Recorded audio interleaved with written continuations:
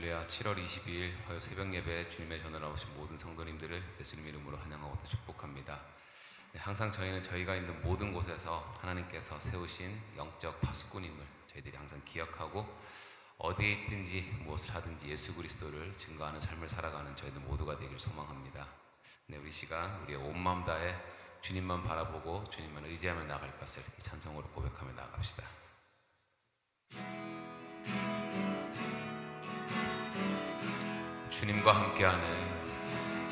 주님과 함께하는 이 고요한 시간, 주님의 보좌 앞에 내 마음을 쏟네.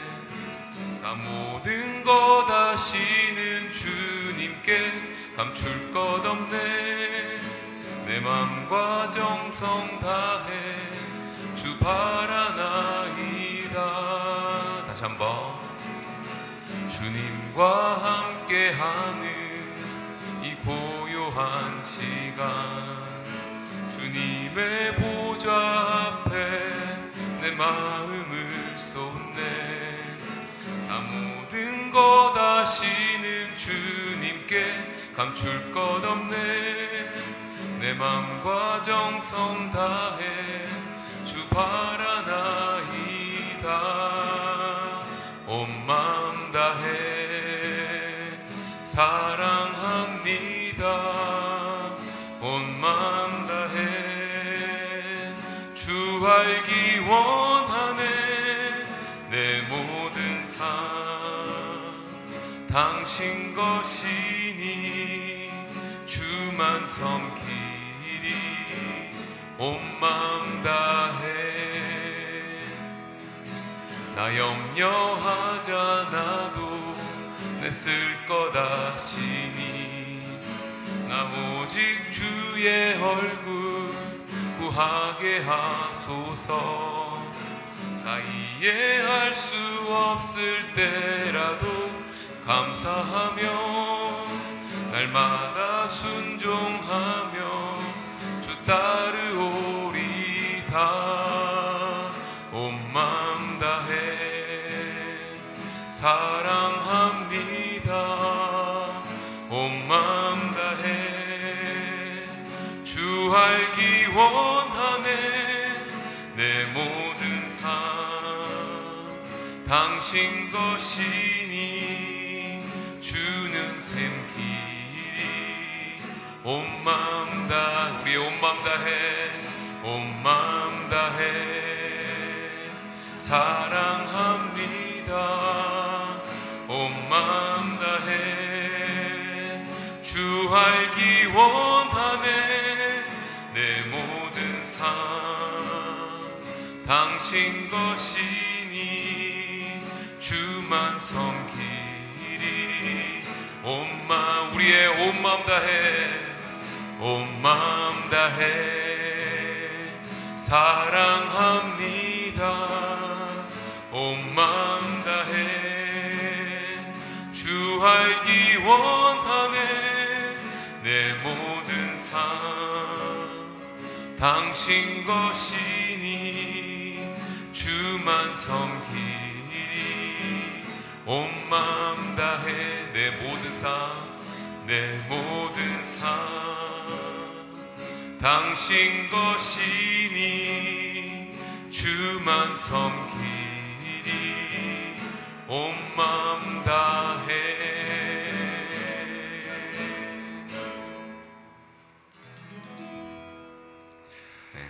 고맙고 자비로우신 하나님 아버지, 오늘도 이른 새벽부터 주님 앞에 나와 찬송으로 예배하는 사랑하는 성도들에게 하나님의 긍휼과 자비가 넘치게 하여 주시옵소서.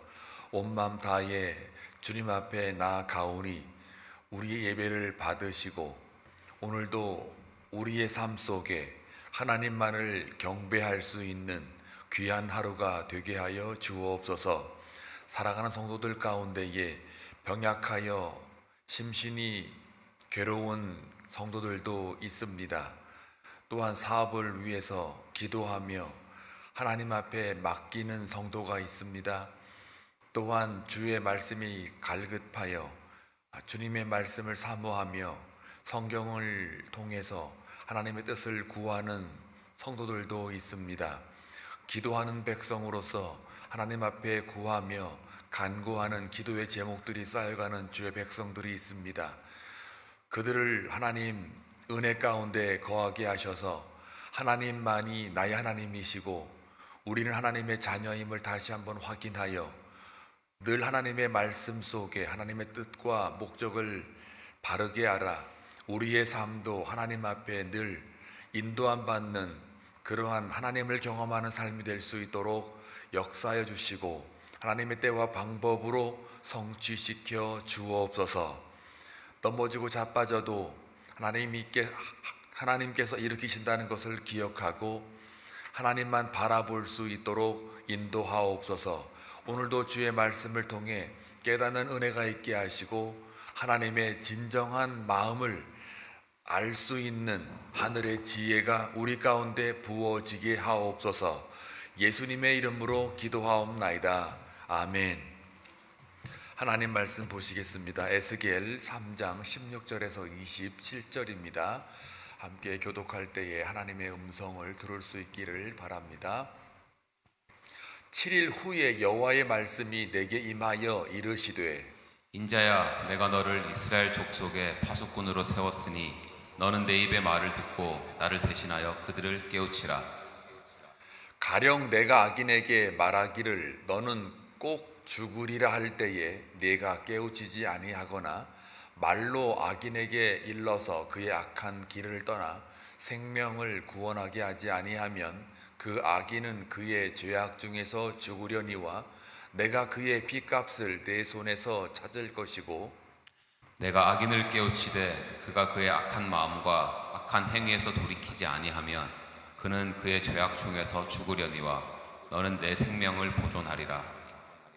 또 의인이 그의 공의에서 돌이켜 악을 행할 때에는 이미 행한 그의 공의는 기억할 바 아니라 내가 그 앞에 거치는 것을 두면 그가 죽을지니 이는 네가 그를 깨우치지 않음이니라.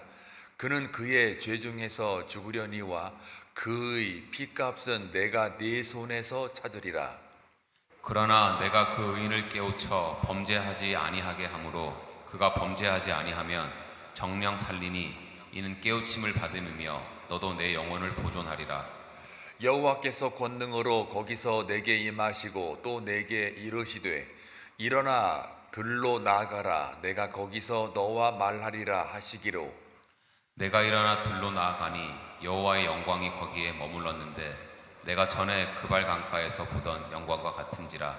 내가 곧 엎드리니 주의 영이 내게 임하사 나를 일으켜 내 발로 세우시고 내게 말씀하여 이르시되 너는 가서 네 집에 들어가 문을 닫으라. 너 인자야 보라, 무리가 내 위에 줄을 놓아 너를 동여매리니 내가 그들 가운데에서 나오지 못할 것이라.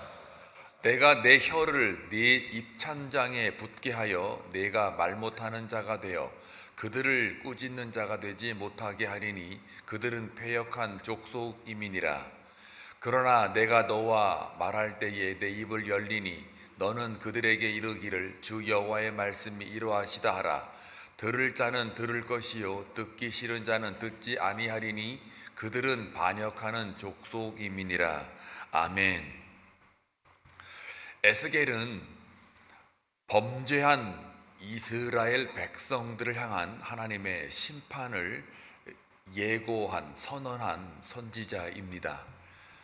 패역한 백성이라고 2장에서 나오거든요. 우리가 주일과 월요일 거치면서 묵상을 하지 않았지만 이미 여러분들이 읽으셨을 것이라 확신하고 설명을 드리자면 2장 3절에 보면 패역한 백성 그리고 나를 배반한 자 이렇게 설명을 합니다. 그리고 또 4절에 이어서 이스라엘 백성들을 하나님께서 무엇이라고 명명하시냐면 얼굴이 뻔뻔하고 마음이 굳은 자라고 선고합니다. 아주 확 와닿지요. 얼굴이 뻔뻔하고 마음이 굳은 자. 하나님이 아무리 예언자를 통해서, 선지자를 통해서 진리를 설명을 하고 외쳐도 끔찍도 안 한다는 겁니다. 마음이 굳었기 때문이죠. 그리고 이어서 5절에 나오는 말씀이 2장 이야기하는 거예요.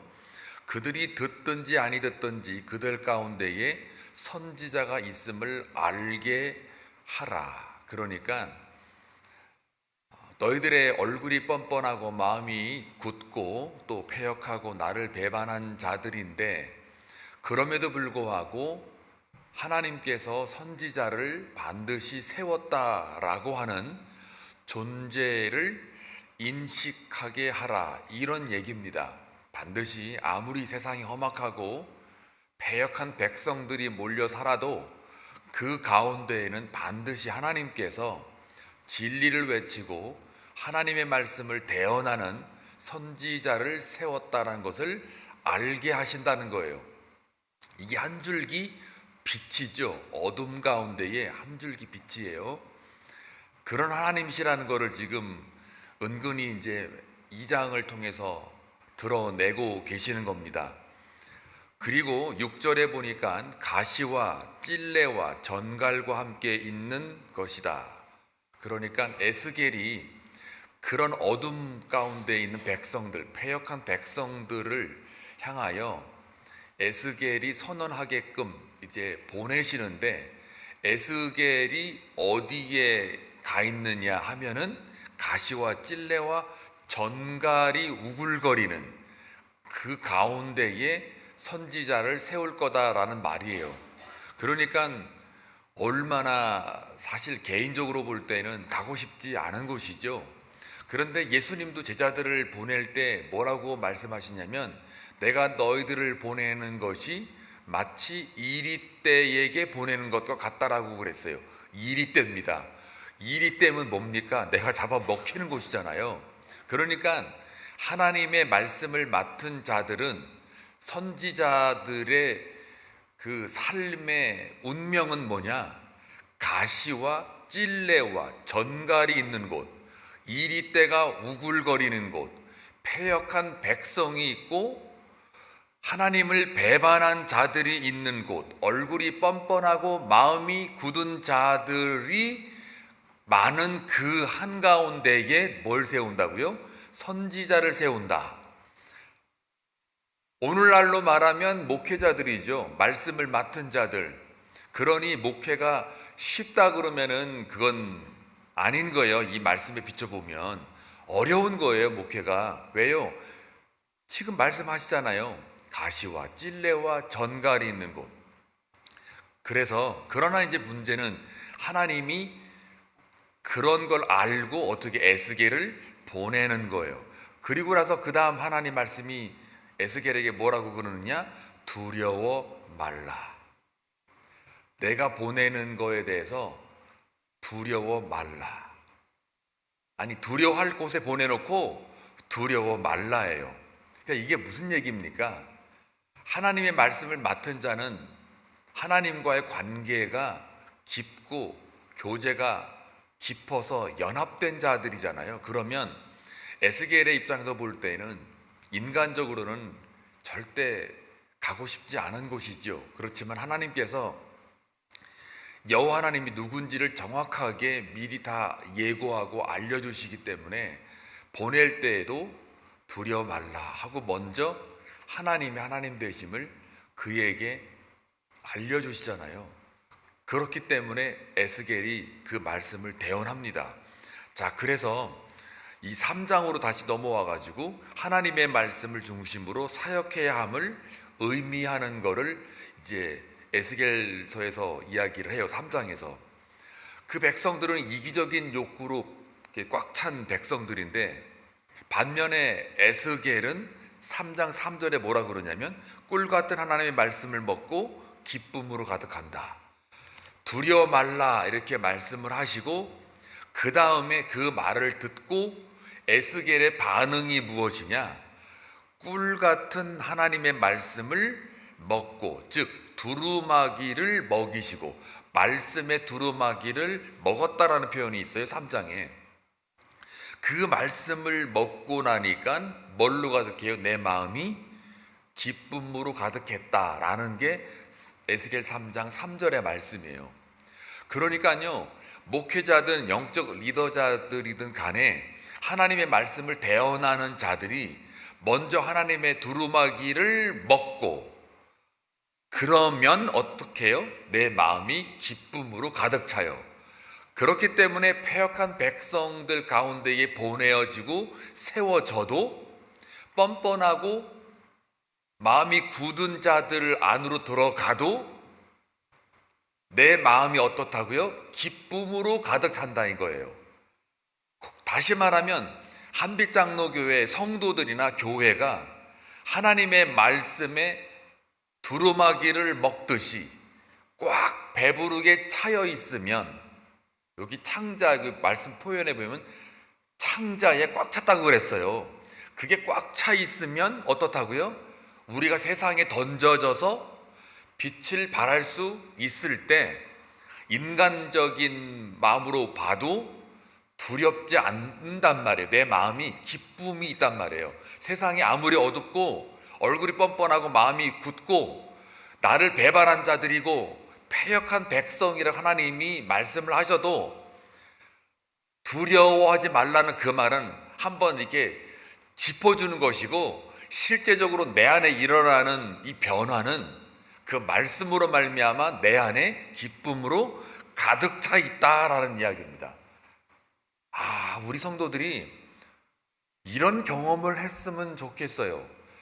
강단에서 던져지는 이 말씀이 진리로 받고 화답하여 말씀이 내 안에 꽉 차서 그 말씀이 내가 패역한 백성 가운데 던져지고 세상 가운데 던져져도 내가 자라나오나 치우치지 않고 여호수아의 심장을 가지고, 물론 하나님이 또 우리에게 강하고 담대하라, 모세와 함께 했던 것처럼 내가 너와 함께 하리라 라는 말씀을 해주시지만, 그 전에 그 말씀이 내 안에 내 창자의 두루마기로 꽉 차서 먹고 있으면 기쁨으로 가득 찬다.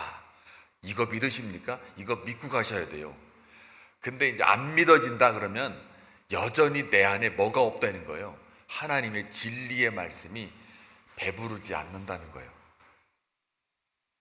뭐라 그럴까?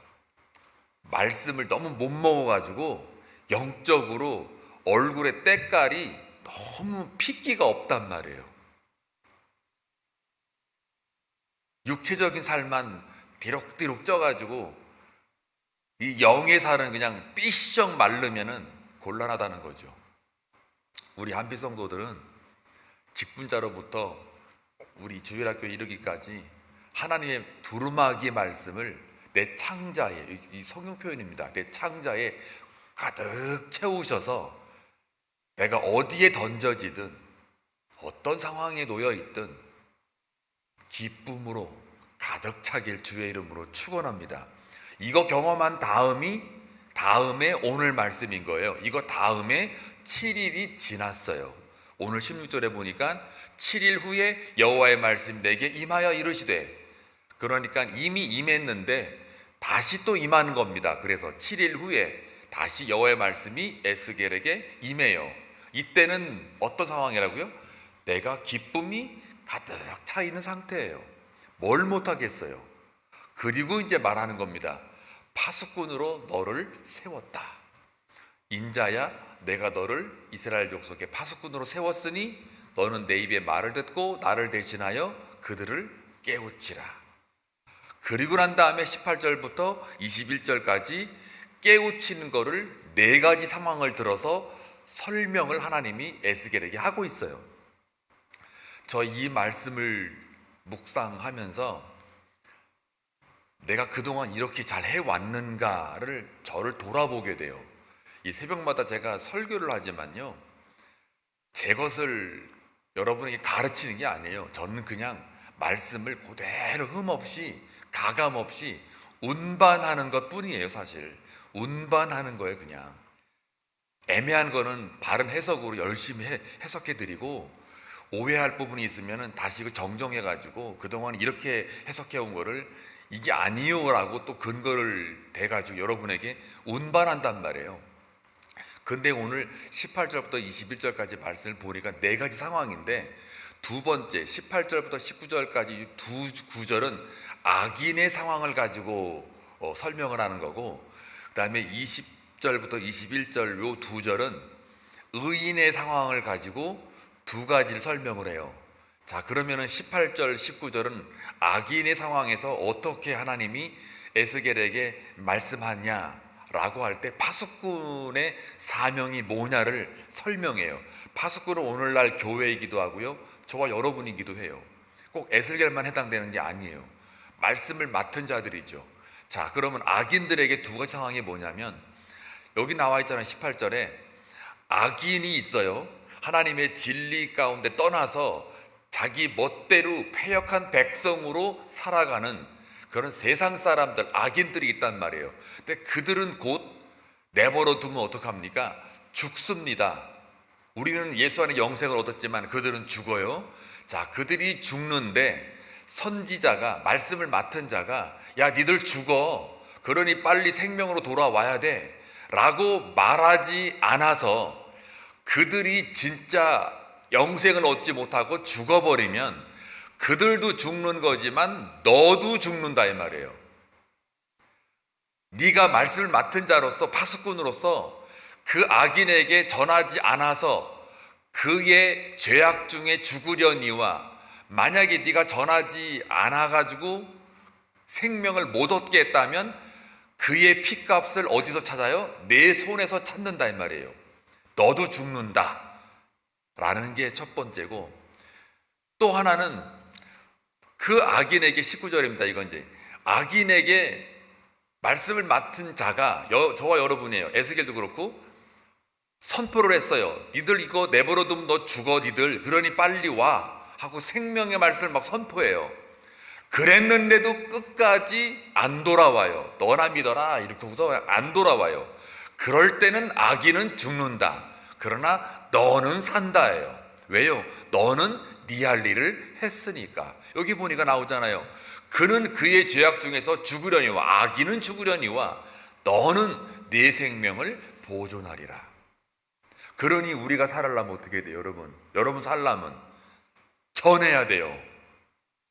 야고보서 이상하게요, 이 주일 말씀도 그렇고 새벽 말씀도 그렇고 수요일 날 이 걸리는 말씀도 그렇고 희한하게 본문은 다 다르고 일정을 제가 막 일부러 껴맞춘 게 아닌데요, 이게 전하다 보면은 어쩌면 주제가 그렇게 비슷하게 가는지를 몰라요.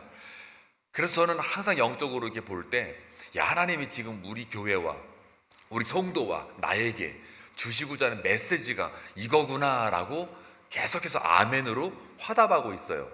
이제 전도와 선교에 올 후반기에 우리가 사역에 집중을 할 거예요. 그러니까 여러분, 세상을 향하여 만약에 우리 교회가 전하지 않으면, 생명으로 구원을 이끌어내지 않으면 우리도 죽고 그들 죽는다는 거죠. 근데 우리가 막 전했는데 저들이 안 돌아와요? 그럼 저들은 죽고 우리는 산다는 거예요. 그 다음에 또 20절과 21절, 이것도 아주 섬찟하기도 하고, 그러나 이 말씀으로 깨달았으니까 다행이기도 하죠. 의인이 있습니다. 뭐 예수 잘 믿는 사람이라고 쳐봐요. 뭐 잘 믿는 사람이 저렇게 안 나오겠지만 하여간 교회 안에 있는 사람들을 속해요. 의인이 그의 공의에서 돌이켜 악을 행할 때, 그러니까 잘 나가다가 말씀을 잘 이렇게 뭐 알고 있다가 그냥 그가 그냥 어떻게 세상의 욕망과 탐심과 그냥 하나님을 떠나버려요. 그래서 공의를 돌이켜요. 그래서 악을 행해요. 악인처럼 똑같이 살아요. 그랬을 때에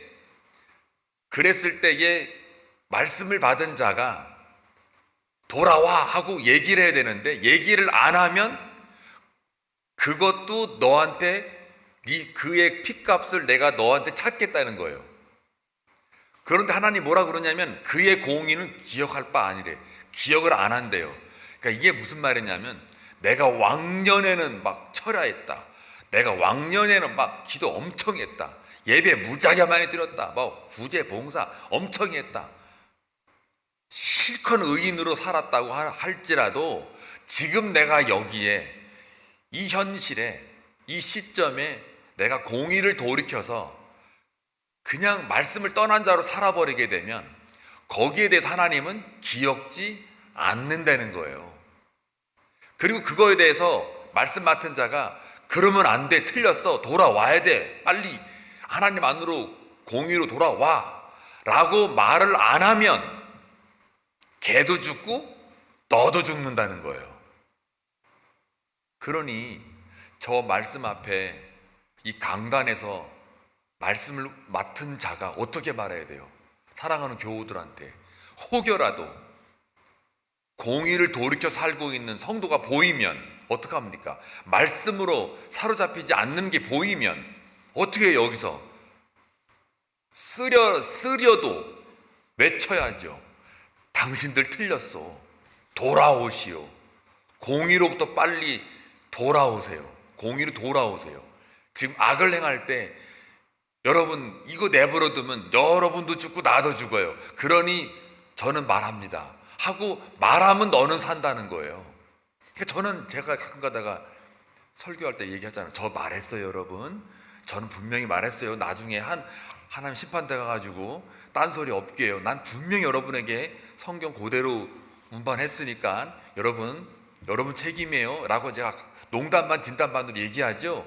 다 저 말씀에 근거하는 거예요. 그런데 여기서 의인에게 공의를 돌이켜가지고 자기 막 사는데 이 강단에서 말씀 맡은 자가 막 진리를 외쳐요. 그래서 그들이 돌아와요. 그리고 그러면 그들도 살고 나도 사는 거예요. 같이 삽시다. 여러분이 죽었는데 제가 살았어요. 그러면은 저 말씀에는 맞지만 제 마음이 속이 편하겠어요? 안 편하겠어요? 안 편하죠. 내 양떼인데 하나님이 이 땅에 맡겨준 내 양떼인데 내 양떼가 지금 지옥 가고 앉아 있으면은 제가 마음 편하겠냐고요. 그러니 못 가게 끌어 당겨가지고 어떻게 해서도 그냥 정신 못 차리면 그냥 어떻게 해서 목덜미 잡아가지고 막 옷 찢어지든 말든 막 당겨갖고 이 천국으로 이렇게 이끌어서 인도해야 될 거 아닙니까? 이 마음을 몰라주더라고요. 이상하게 그걸 막 당기는데 옷 찢어졌다고 막 그냥 막 뭐라고 하신다니까요. 옷 찢어지면 어때요? 목숨이 사는데. 이걸 예수님이 뭐라 그래요? 니들 지옥 가는 것보다 불구덩이 떨어지는 것보다 팔다리 다 잘리는 게 낫다고 그러잖아요. 눈 다 뽑히는 게 낫다잖아요. 그리고 하나님 나라 들어가는 게 낫다. 그게 그 말이잖아요 지금. 그러니까 여러분 말씀으로 하나님께서 우리를 사랑하셔서 은혜를 베푸셔서 또 그분이 노하기를 더디하시고 인내가 많으시고 오래 참으시는 하나님이시니까 말씀을 통해서 계속해서 우리에게 말해주고 있는 거예요. 계속 오늘도 똑같은 하나님의 그 사랑으로 우리에게 회복을 향하여 말해주고 있어요. 이거 알면 눈물 나요. 하나님이 너무 멋진 분이고 너무 그 어마어마한 위대한 하나님이 우리가 뭐간데 참 우리 생명을 그렇게 아끼고 계시는구나를 말씀을 통해서 아시잖아요. 그거 느끼시면 이 죽어가는 영혼들 보면은 마음이 아프신 거예요. 아프셔야 돼요. 그게 뭐 하는 자예요? 애통하는 자예요. 그게 내 죄도 아파하지만 남의 죄를 보고 아파해서 애통하는 마음. 하나님 저 영혼 어떻게 해요? 라고 애통하는 마음이 있을 때 저희가 위로를 받을 거다. 그 위로가 뭡니까? 예수 그리스도잖아요. 그래서 예수 그리스도 우리가 주면 그가 위로받는다는 게 뭡니까? 영생의 길로 인도함 받고 살려진다는 거 아니에요. 예수가 전부라니까요. 그래서 근데 그 예수를 안 주고 있어요. 악인에 대한 예수를 안 주면 그 책임 어떻게 할래? 라고 할 때 여기 본문에 의하면 전하지 않는 거 너 책임이 너의 피값을 내 손에서 찾으리라. 네 손에서 찾으리라 그러잖아요. 그들도 죽는 거지만 너도 죽는다. 무서운 말이에요 이거 사실은. 그러니 복음을 전하지 않으면 사도 바울이 뭐라 그래요? 내가 복음을 전하지 않으면 이 영혼이 그냥 괴로워서 아무것도 못한다 그러잖아요. 예수를 진짜 만난 자는 그 증상이 나타나요. 맨 스마트폰만 보고 하루 종일 그냥 막 그것만 들여다보고 그러지 않는다니까요. 내 마음과 영혼을 세상에게 빼앗기지 않아요. 왜요? 이 진리의 말씀이 내 마음을 터치하니까. 그게 너무 감격스러우니까요. 자, 그래서 22절부터 27절까지 시간이 없으니까 그냥 훅 건너뛰어 버릴게요. 그러면서 에스겔에게 이제 다시 세 번째 하나님이 다시 등장을 합니다. 그래서 22절에 22절 23절에 보면요, 이 3절에 보면은 여기 내가 전에 그발 강가에서 보던 영광과 같은지라 내가 곧 엎드리니, 여기 세 번째 영광이거든요. 파수꾼의 소명이 이거야 라고 바로 20절까지 21절까지 설명했잖아요. 그럼 22절 23절은 에스겔을 다시 불러가지고 영광을 보여주는데, 그발 강가에서 1장 28절에도 그발 강가에서 그 영광을 보여줬다고 써여 있어요. 읽어보시면 1장 28절 읽어보시면 그 하나님의 영광을 내가 본다. 영광을 그때는 어떻게 보여줘요? 환상으로 막 보여주잖아요. 오르락 내리락하는 이 환상, 물소리 같고 또 군대의 소리 같고 전능자의 음성으로 막 들려주잖아요. 가장 힘들고 포로된 그에게, 아무 희망이 없는 그에게 지금도 내가 너에게 계속 말하고 있다라는 걸 하나님이 환상을 통해서 증명해 보이잖아요. 그걸 영광이라 그러거든요. 그런데 그거를 지금 3장 23절에 동일한 영광이 임하고 있어요. 그러니까 환상이 똑같이 지금 임한다는 거 똑같은 얘기예요. 그리고 3장 12절에도 같은 말이 또 반복이 돼요. 그러니까 저거는 3장 23절에 나와 있는 저 말은 세 번째 하나님이 에스겔에게 보여준 영광이에요. 참 영광을 갖다가 그렇게 세 번씩이나 이렇게 보여주는 거 보면은 확고하죠, 하나님의 뜻이. 그리고 그 반응은 뭐예요? 들로 나가서 들이든 그발 강가든 하나님의 영광은 임하는 거예요. 왜요? 하나님의 말씀이 임하면 영광이 임하는 거예요. 들이든 강이든 상관없어요. 여기는 들입니다. 그리고 24절에 주의 영이 내게 임하사 나를 일으켜 내 발로 세우시고 내게 말씀하여 이르시되 너는 가서 내 집에 들어가 문을 닫으라. 임하면서 세 가지를 얘기합니다. 그냥 쭉 설명해 드릴게요. 문을 닫으래요. 그 다음에 그 사람들이 너를 갖다가 꽉 묶어가지고 아예 그냥 가둬버린다는 거예요. 못 나오게. 여기 보면 네가 그들 가운데서 나오지 못할 것이라. 내 위에 무리가, 사람들이 내 위에 줄을 놓아가지고 너를 동여매라. 꽁꽁 묶어가지고 못 나오게. 그러니까 문을 닫으라는 얘기는 네 스스로가 방에다가 너를 감금해라. 영광을 보여주는데 너를 감금해라. 그 다음에 무리가 나와서 너를 갖다가 묶어버릴 거다. 그리고 또 내 혀를 내 입천장에 붙게 해서 네가 말 못하는 자가 될 거다. 그러니까 꾸짖지도 못하고 그들에게 책망하지도 못할 거다. 입을 닫게 한대요. 이게 무슨 말일까요? 세 가지가 다. 에스겔이 지금 하나님의 말씀을 대언하는데, 하나님은 지금 그 시점에서는 뭐라고 그러시냐? 너 아무 말도 하지 마. 회개하라. 말씀을 듣고 돌아와라. 이런 말도 하지 마. 그냥 너는 입 다물고 있어. 지금 너는 뭐만 하라고 그러냐? 심판만 선포해. 그것만 선포해라 라고 하는 말이에요. 너는 중보도 하지 말고 그들에게 책망해서 돌아오게 하는 말도 하지 말라. 심판이 확실하니까 그것만 선포해 라는 말을 저렇게 세 가지로 묶어서 얘기하는 거예요.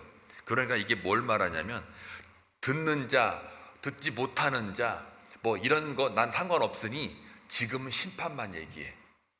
이게 뭘까요? 저기 나와 있잖아요. 내 입을 열리니 너는 그들에게 이르기를 주 여호와의 말씀을 이루하시다 하라. 들을 자는 들을 것이요 듣기 싫은 자는 듣지 아니하리니 그들은 반역하는 족속임이니라. 심판만 너 전해. 그러면 그들이 심판하고 두려워할 수 있다. 아니면 안 들을 수 있다. 냅둬라예요. 그러니까 이때는 뭐냐면 하나님이 심판의 그 확고함을 드러내고 있어요. 이게 무슨 말일까요? 심판은 저번에 1장에 설명할 때 뭐라고 그랬습니까? 소망의 메시지라고 그랬죠. 그게 다 왜 그럴까요? 하나님의 언약에 의해서 심판만 지금 외치라는 얘기를 하고 있는 거니까, 결국 심판을 하겠다는 얘기, 완전 죽이겠다가 아니라 다시 돌아오게 만드는 하나의 과정이라는 거죠. 자, 우리가 깨닫습니다.